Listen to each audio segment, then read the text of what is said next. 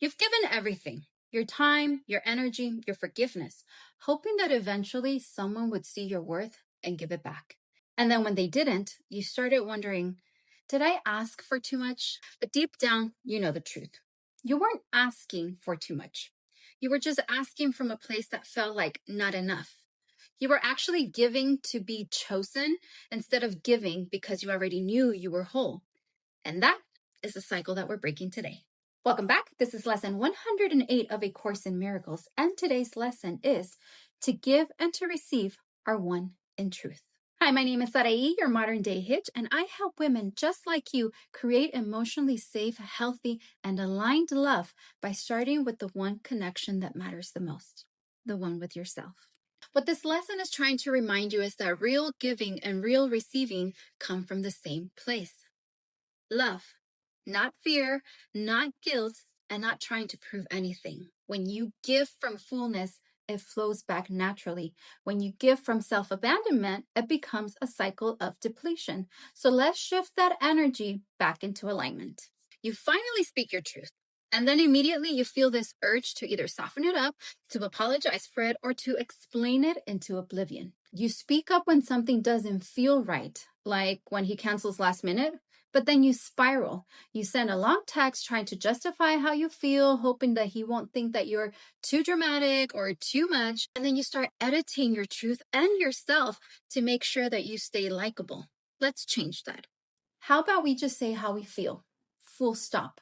Let the right man meet the real you, not the one who's trying to not rock the boat. So here's your exercise so that you can start getting comfortable with this. Practice doing this in a journal or a voice note. You're not going to send it to anybody, and say something that you've been holding back clearly and without fluff. And then take a moment. Let yourself feel the discomfort of not over-explaining.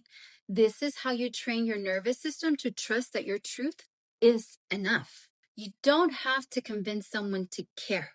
The right energy meets clarity with clarity. You keep calling it patience, but deep down, you know that you're the only one doing the emotional work in this relationship. He's trying, he's been through a lot, he's just not ready, and you're over here doing the heavy lifting again. You keep telling yourself, if you just love him hard enough, he'll meet you where you are. But he doesn't, and he won't. And the longer that you stay, the more tired that you're going to feel. So here's your reframe on this one. Ask yourself, am I giving because I want to, or because I'm hoping this will finally earn me the love that I crave? So here's what I want you to do. I want you to make a 2-column list. On the left, you're going to write what you're currently giving in this relationship. And on the right, what you're constantly receiving. If these 2 columns don't balance out, that is your wake-up call. Look, love doesn't ask you to shrink or to stretch endlessly. It actually invites you to stand beside someone, not carry them. You want love, but not at the cost of your peace. And the last time, that's exactly what it cost you. Look, I know that you've done the work and that you've healed. And now you're starting to feel that flicker again, the hope that maybe love is still possible. But there's a part of you that is fucking terrified. What if you fall back into old patterns? What if you lose your voice, your boundaries, yourself? Here's your new truth.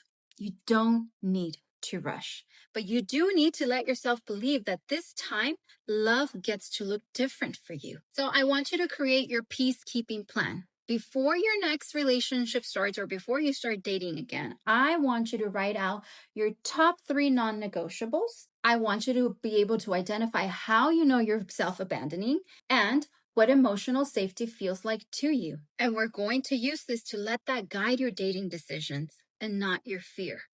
You're not here to repeat your past. You're here to receive love that honors who you've become.